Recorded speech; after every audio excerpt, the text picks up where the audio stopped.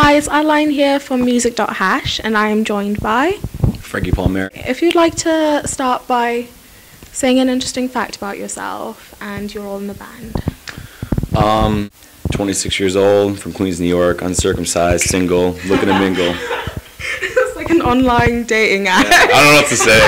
We're going to start with finish the phrase, okay? Okay. So the first thing I do after I wake up is... Put on my jeans. The last thing I do at night is... Jerk off. The biggest misconception about me or the band is... I'm a player hater. I'm not. I'm generally not, just totally fun, loving, chill dude, that's all. My favorite song to play live is... Probably MDMA, because it's the song we literally just started playing. We started playing it for the first time 2 days ago, so it's nice to play that new material. The band member with the most annoying habit is probably Mark, my drummer. What does he do? He talks to me. It's just whatever. It's okay though. He's good at drums. He's really good at drums, so it pays off. I'll deal with him talking to me every so often. I read on Wikipedia, right, which means it's probably not true, but I had to kind of check if it was true, right? Mm-hmm. Is it true that he also works as a clown? Mark, my drummer? Yeah, it said that he's Yes, also... Is that actually true? Of course it is. No, it's not. Don't have me on. Is it like revenge for the Subway smash? Let's off the record, let's keep making it true. His stage name is Michael Patterson. No. Is that really on there? Yeah, it's on there. You guys are kind of blowing up, at the moment, and you're on your 5th album and everything. So, but the way you guys formed is quite unusual because it was online. Yeah. Humble beginnings. But that was back in 03, yes. And I know how my internet was at that time. It was kind of like a dial-up. Yeah. So how did you kind of make that work?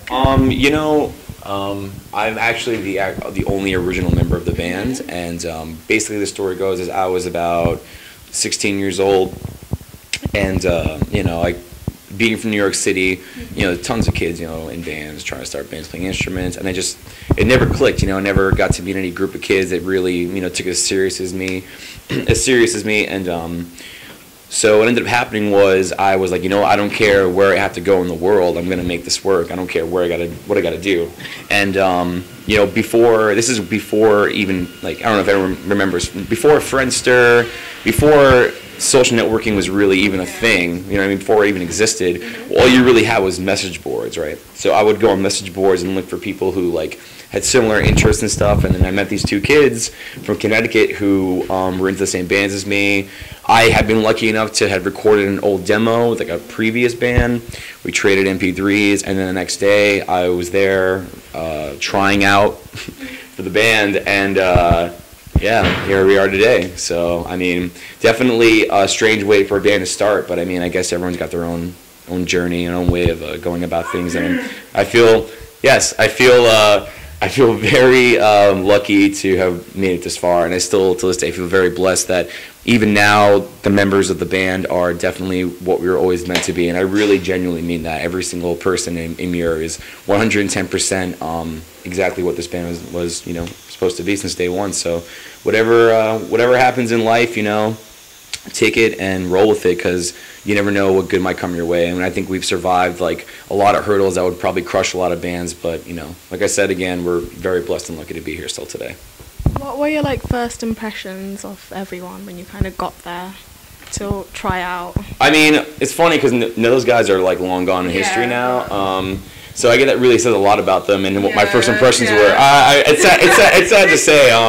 I had no bad blood with those guys, really. I hope that they're great and everything, but it was, for a long time, for Emmure to be what it was meant to be, it took a lot of me having patience and testing my an endurance test. How much could I put up with over a certain amount of time, and just kind of push through it and just deal with shit that comes your way and stresses of being not only in a band but also just an artist on the road, being so young as I was. So it's been a learning experience overall, and so looking back on it and really trying to think about, I can clearly remember that first day, it was yesterday, of being with those guys in that room. So I mean, it's crazy. I don't know. I'm sure maybe one day I'll be able to wrap it up better, but I'm still kind of in the middle of it all, so it's hard to talk about it, I guess. Like, if you'd have to have a job that's not kind of in music, what do you think you'd be doing? Oh my God. It's fucked up because I don't know what I would have done if I hadn't found music at the age that I did. I had this weird feeling that I probably would have been a cop because I don't know. I just had this instant thing in me where I feel like that's what I would have done, but I don't really know. If not a police officer, probably would have. I'd had some other. I can actually see that. That'd be really cool. I probably would have had some other kind of I don't know, weird job doing something like that. Some kind of really fixed lifestyle like that. I don't know. We'll see. Yeah. So you guys are currently on tour now with Attila, Buried in Verona. Which has been the best date on the tour so far? I don't want to play favorites because every single day has been amazing. Birmingham was really crazy, one of the craziest dates of the tour so far. But I mean, they've all really been nuts. I'm only saying Birmingham just because Monday night, sold out show, that's crazy for us. You know what I'm saying? So. What's it like selling out a show? What's the kind of feeling you get when you sell out a show? Well, the thing is that I always roll into every single night very pessimistic. Yeah. I assume every night's going to be terrible. There's not going to be anybody here. Literally. That's a good thing because when you get there, it's kind of Well, I think that's just a better way to look at things is kind of objectively and be all right, it's going to suck. So then if it's good, it's wow, it's way better than I thought it was going to be. Yeah. So, I mean, I remember sitting backstage that night, and it's a Monday night, and, I'm not expecting every single person to make it out. And so I'm sitting there, and all of a sudden someone comes in the room dude, show's sold out. I'm like, wow. I couldn't believe it. So that was a good feeling. And what's today? Today's Thursday? That was only a couple days ago. And even ever since then, every show has been seriously great, and all the fans that have come out have had intense energy, and that's exactly what we want. So it's been good. What would you say has been the worst tour experience that you've kind of had in the past? I would say, let's say a year.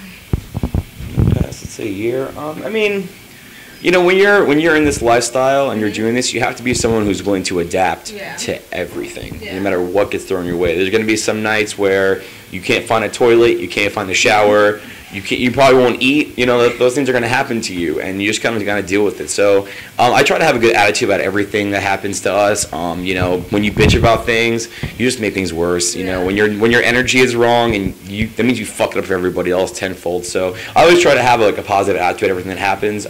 So as far as bad things that have happened, I mean, I'm sure there's tons of things I could bring up, but I survived it all. So what can I really say? I really can't complain. There's always someone who has it worse than me. That's always my motto. Whenever I'm with someone and I hear them saying bitching about, I can't find fucking Starbucks. It's dude, relax. All right, you really bitching about this right now? So I'm lucky in that sense that I have a way to adjust. So.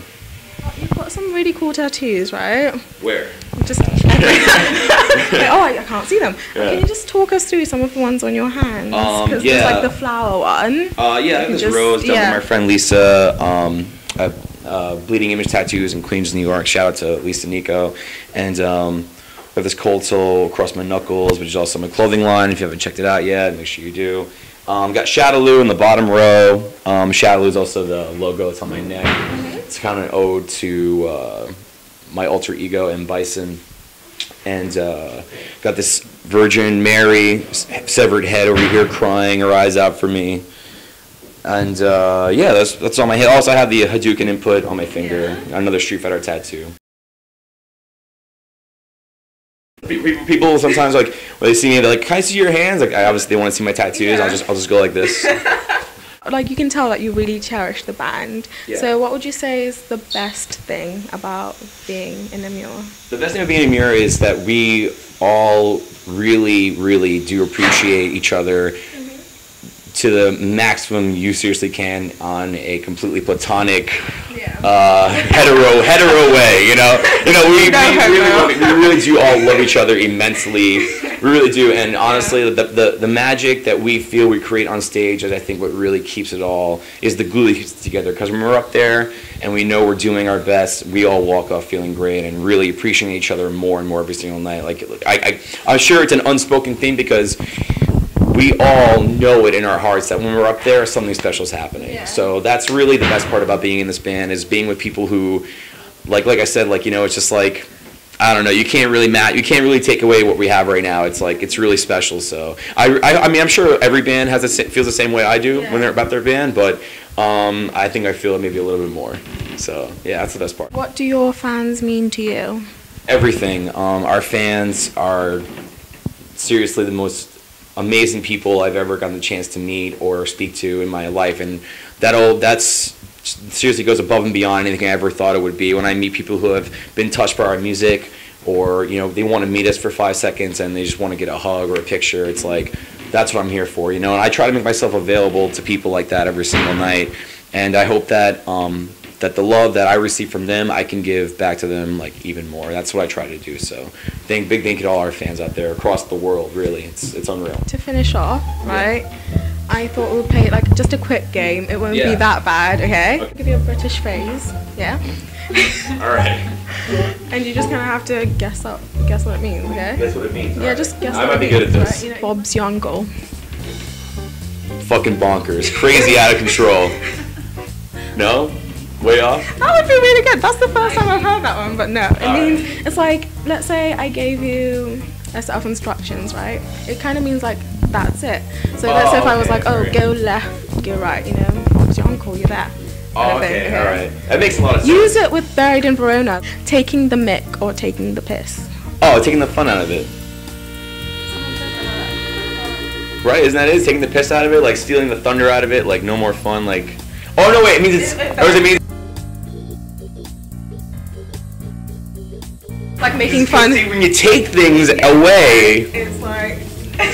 But I see what you're alright. Argy-bargy.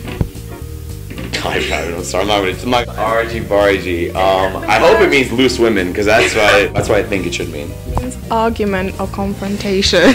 Like argument. Argy-bargy. Yeah, argy-bargy, like, It sounds like the cook from Sesame Street. What's an aubergine? What? An aubergine. Aubergine. Is that a beer? No. Is that a jacket or some kind of clothing you wear? No. Aubergine? I don't know. It's an eggplant. Cool. That's awesome. Courgette. Courgette. Isn't that's something you wear? Right. That's like courgette. It's a food. Courgette? I know, courgette. It's a type of food. Again. It's a veggie. Delicious. Alright. Yeah, it's a zucchini. Alright. Chuffed.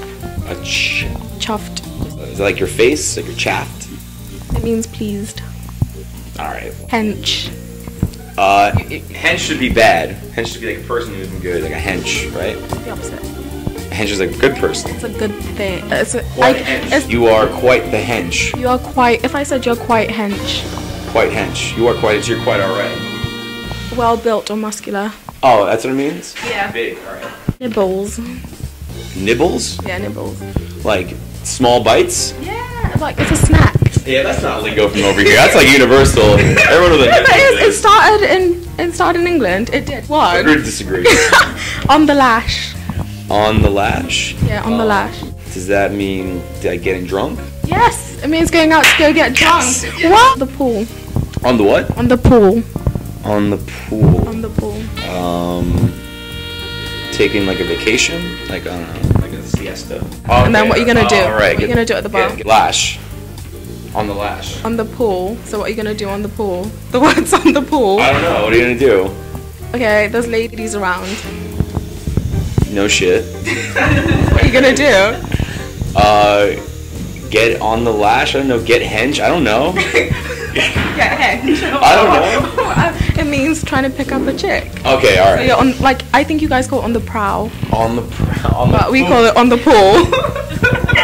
All right, I'm learning. Yeah, this is nice. Yeah. Someone said safe. Like as in like safe bet, or like safe as in locked in, or if I were to mean the opposite again, does that mean like? So if I saw you and I was like safe. Fuck you. You know what? Safe. I don't know. It's me again. Term of approval. Safe. All right, that was right. Peng. Peng. Peng. Paid, like paper. Is that another thing where you come up to me and go like, pang? Is that another one of those? Like, it's less likely that someone would say it to a guy. oh, so it means that girl's attractive. Yeah, good looking. I'm gonna bring some of these back home with me and see how that works out. Ream. Oh, to like make fun of or No. ream, praise. Does that really sound like it means It, praise? I don't know. Ream. I'm thinking of hanging things up like Ream. I don't know. Gorgeous or cool. Ream. Ream. Hashtag ream. Yeah. That wasn't so bad, was it?